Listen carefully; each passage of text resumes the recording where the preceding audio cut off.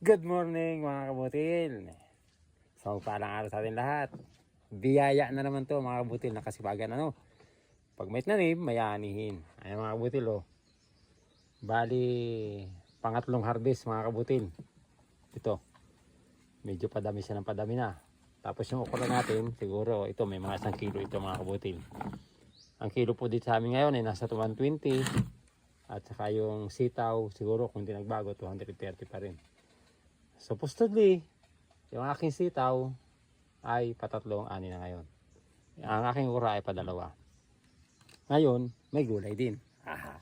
At least kahit pa paano, kahit pa unti-unti, may kinikita. Ano po, yun yung pambili-bili ng mga pangangailangan, yung mga pangkaraniwan kailangan. At least kahit pa paano, meron ang mga butil. Okay? Muli, isang magpapangalan sa atin lahat. Pakipalo, like, and share naman. Kapag dumaan sa bulb mo to, ha, mga butil. Ganyan lang naman eh. Kahit pa unti-unti. Ang aking followers, okay lang din. Kahit pa unti-unti din ang aking ani, makakadami din.